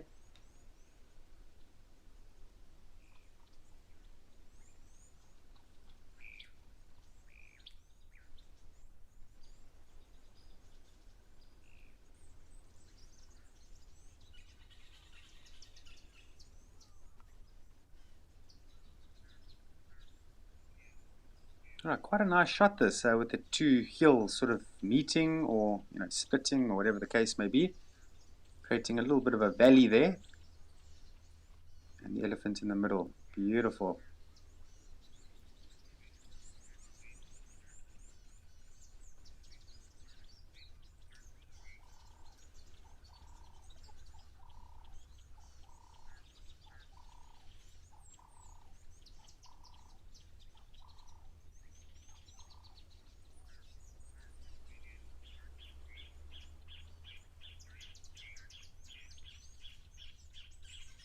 So a lot of this vegetation that you're seeing where that elephant is, that tree line, a lot of it's going to be sickle bush.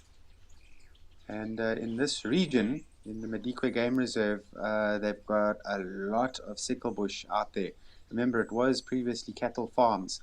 And so with disturbed soil, i.e. overgrazing and things like that, traffic of animals walking, it causes, when the land starts to recover, it causes these plants to pop up, which are common indicators that this area was quite disturbed at some point. There's some giraffe as well. Now with that sickle bush does come a lot of challenges, is that for game viewing it can be tricky. The guides, they make it work and they have splendid sightings out there, but there's a lot that happens in the bush there that you would never know about because it's just so overgrown with the sickle bush.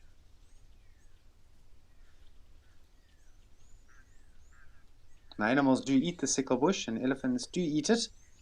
In a lot of the areas they've trimmed it almost level.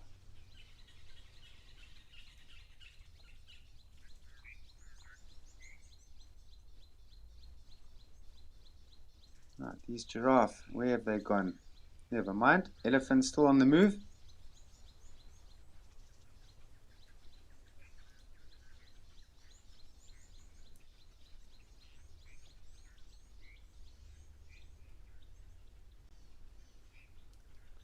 So when you look at this elephant walking, I know the camera is a bit far from him, but you would expect that you would hear a lot of scratching of its feet hitting the soil. But let me tell you something, even if that elephant was closer to the camera, you're not going to pick up the sound of it walking very easily. They're very silent walkers, and anybody that's experienced elephants walking by them and they have never even noticed they were there, they'll know exactly what I'm talking about. But elephants, they can walk very, very softly.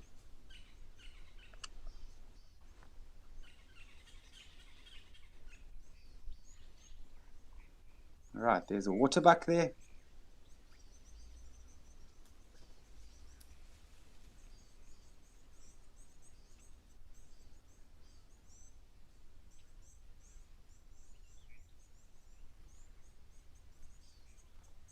And the wildebeest bull, blue wildebeest.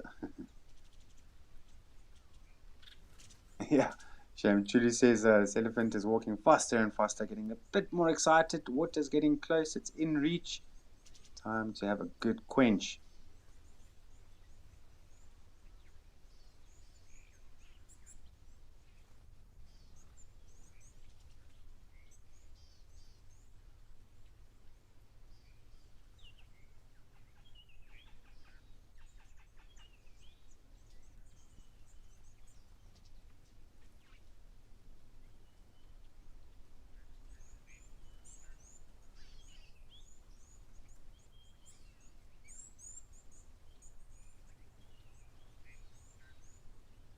Right, so this elephant bull definitely's got a spot in mind where he wants to drink.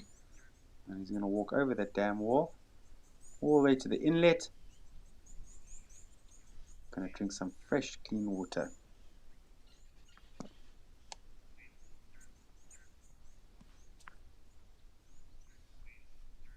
Right, there's the grey heron, having a good old groom. Right, Sandy Franklin 69, you asking me how tall a grey heron gets. So I thought initially it would be about 80 centimeters, but I double checked, so it's 100 centimeters that they get. Oh, they're fairly big birds. They're not small, they're big birds. And sometimes they catch big amphibians and quite big fish.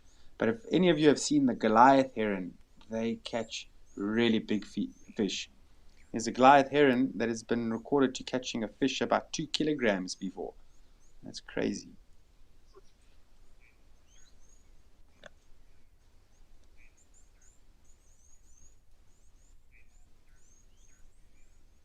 Okay, and you get smaller herons as well, like the striated heron.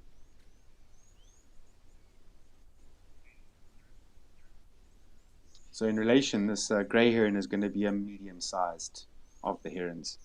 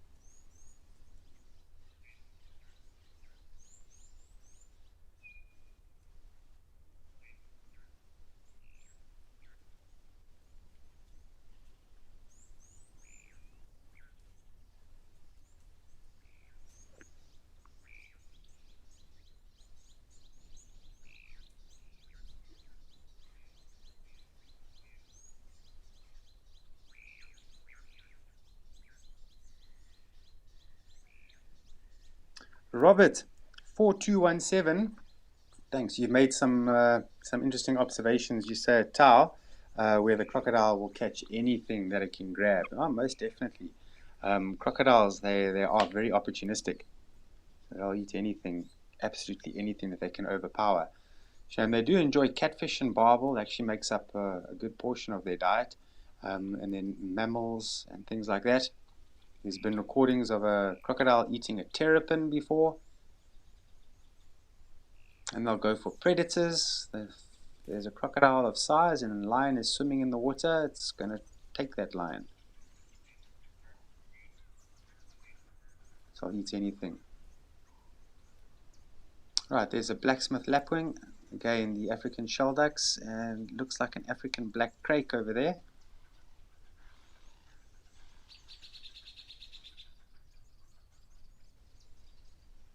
Oh, sorry, I misread that question there from Robert. Okay, I see what you're saying. So you've never seen those crocs actually catch something substantial, is what you're saying, at Tower Lodge. Okay, sorry about that.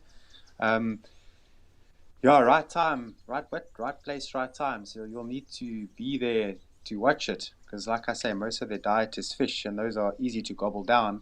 But any unsuspecting antelope that come down, no, they'll grab it. There'll be sign of it the next day as well, the carcass and things like that.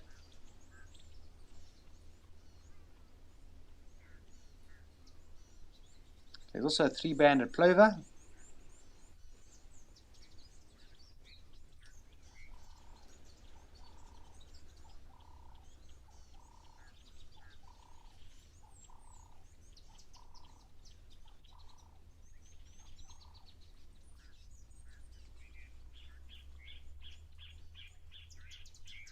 All right, we've done some good bird watching. We saw a nice elephant bull here. I think let's go back to Rosie's pan. Let's go see what's happening on that side.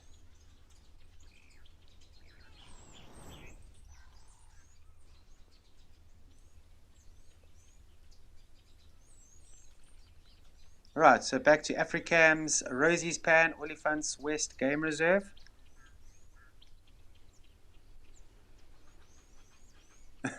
Shame there were some birds there earlier on as we went there, they flew away. That's how it goes. That's often how it goes. It's so frustrating.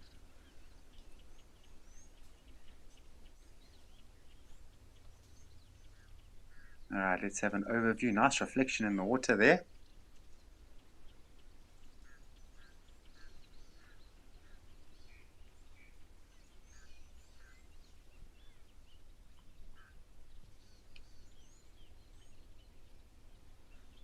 So sometimes you've got to scan beyond the water. So you've got to look at all those open little parts of the bush and just see if there's anything lurking by.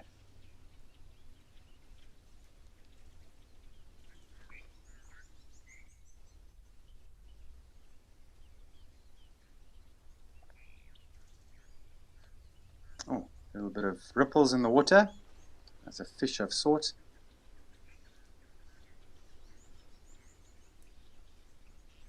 So even though this is a small little wallow or small little pan, there's still going to be some fish in there, and you'd be surprised. Sometimes they just arrive without any human introduction of the species.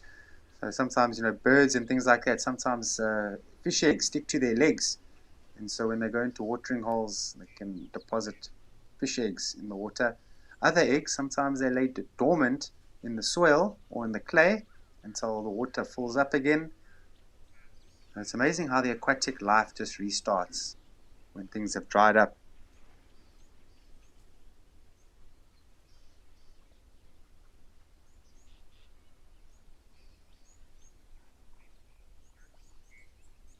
All right, nice little perching spot for birds. There was some there earlier on.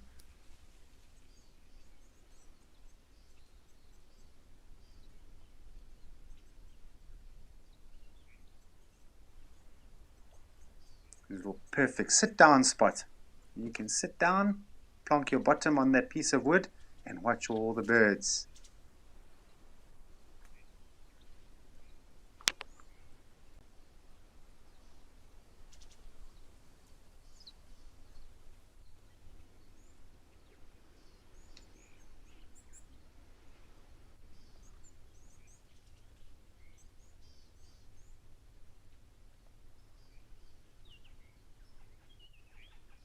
Alright, so we're not going to spend too much more time here. I think let's go back to Old Donyo. It's very quiet here at Rosie's Pan right now.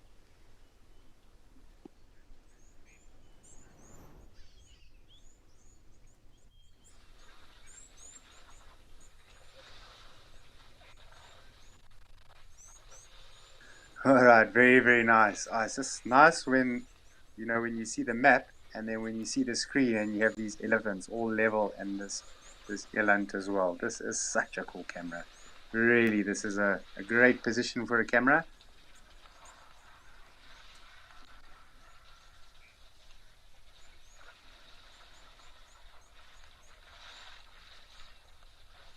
Oh, there's a massive eland, this, isn't it? Very big one.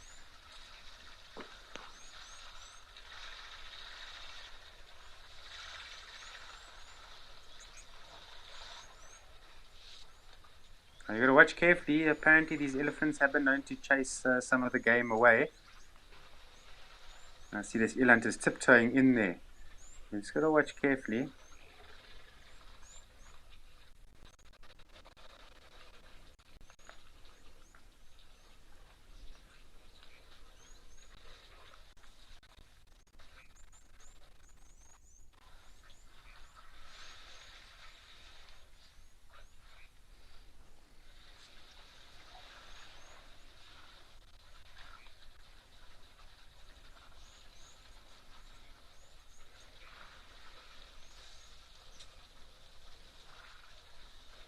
Alright, there's a giraffe coming in as well. Fortunately, not much space there. Those zebras are going to have to wait in line, wait in the queue.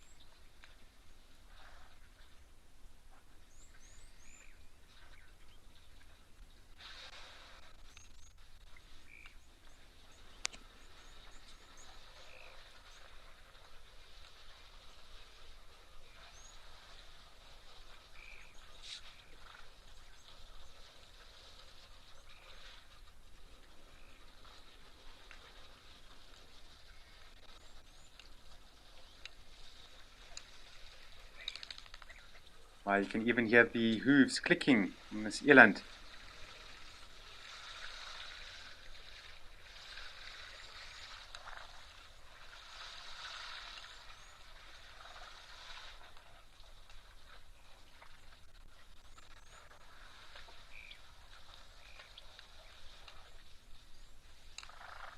There's actually quite a few theories as to how they make that sound.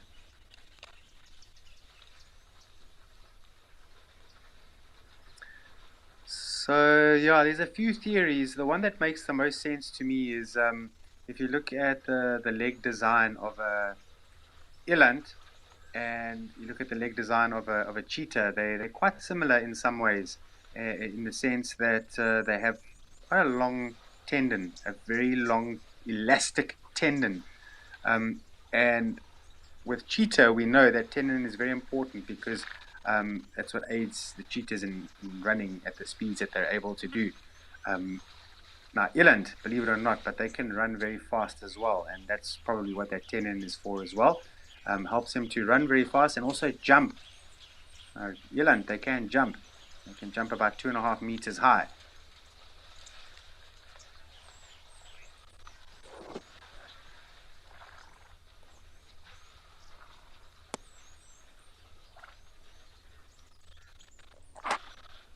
So that sound that you're hearing could be the tendon snapping. Not snapping, I'm giving you the idea that it's breaking.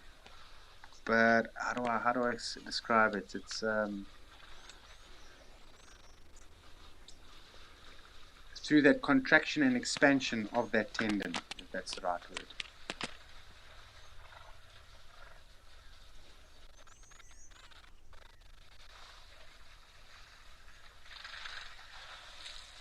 Sugar bits, 100% what you're saying, 100% right. So that eland, if you look at that flap called the dewlap flap in other books is described as, it's the same function as that of elephant's ear.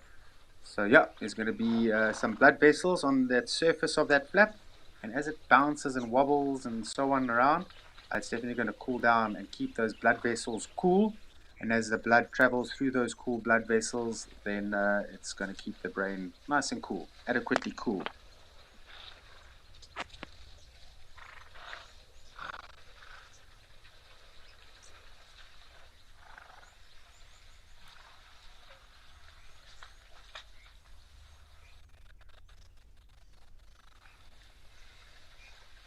Thank you very much, Angela. So yeah, you've noticed that we are slowly but surely heading towards the end here. And you just sent in a message saying thank you to all the Wild Earth team for a wonderful channel. And you're enjoying the safaris and the waterhole programs.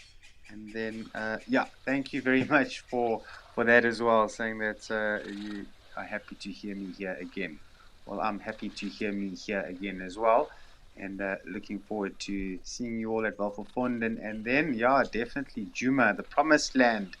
Yeah, the promised land. I'll be heading there for 11 days in September. So see you all there. Looking forward. There's a lot of things happening there. And I want to lay my eyeballs on those things that are happening. Wow, look at this. Talk about happening, and it's absolutely really a hive of activity here at Aldonio. Amazing. Just look at this.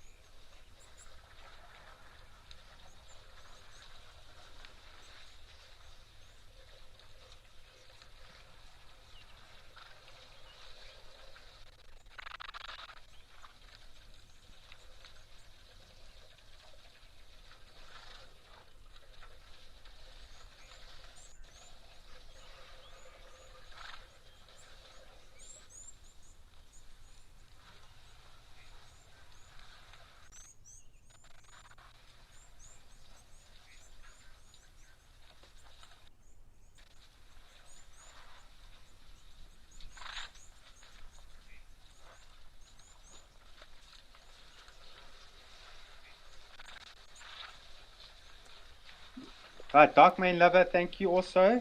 And you are most welcome for all the great sightings.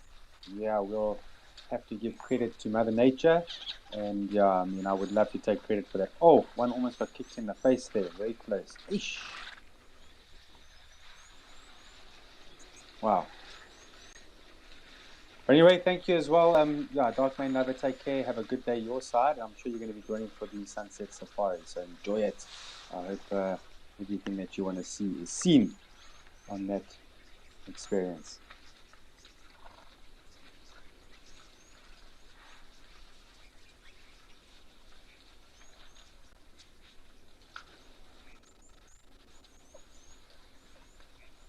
I can see the tension is brewing here. The elephants, they're just not budging. They're not moving from the queue. And these zebras are now getting a little bit frustrated. Their ears are all cocked back, so the tension is building here. No wonder one or two of them tried to kick each other. But any minute now, we can expect that one or two of them are going to start biting each other. They're getting impatient. They're getting frustrated. They want to drink water. You're in the way.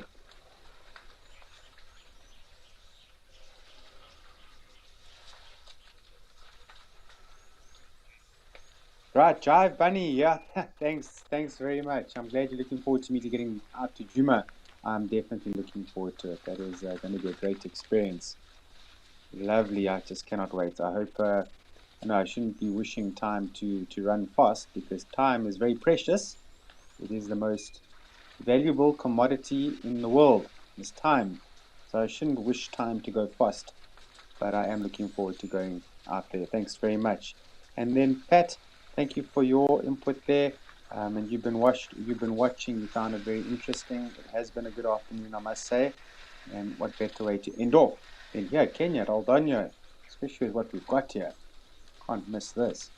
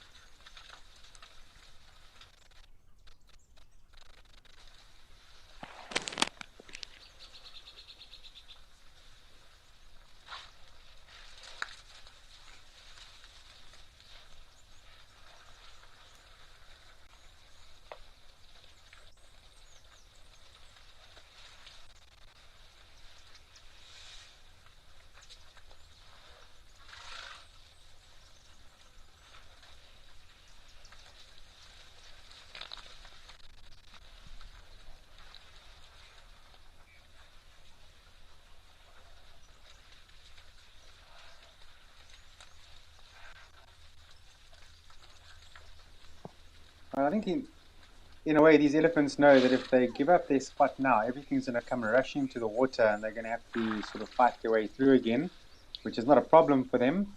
But why go through all of that mission when you can just stay at the water and just keep your spot? No reason to move. Just keep your spot.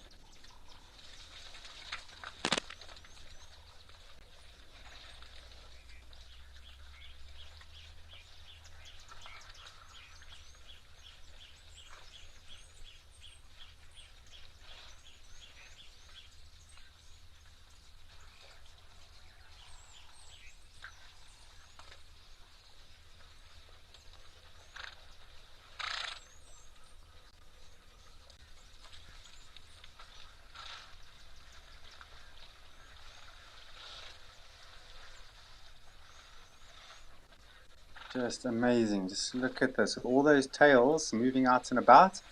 Obviously, there must be a fair amount of parasites that are causing a little bit of an annoyance there.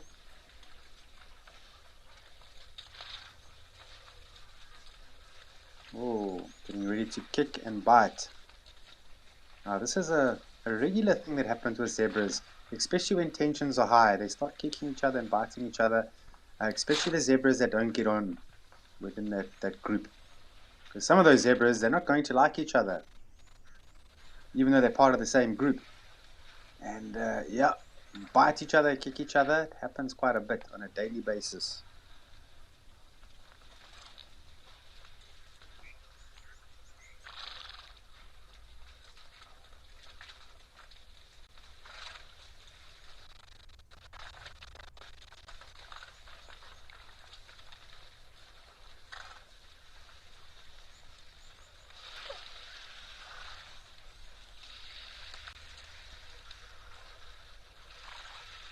All right. right, so it seems like some other animals might just have a gap there. And yeah, this has been quite an experience. But we are heading towards the end now. And ladies and gents, I just want to say thank you very much for your time, your patience with me, and then all the questions and those comments, which always makes things very interesting. But yeah, the sunset safari is going to follow, so you must all enjoy that. And I hope you have some good sightings. But I'll see you in a good few days. And until then, have a good one. Cheers.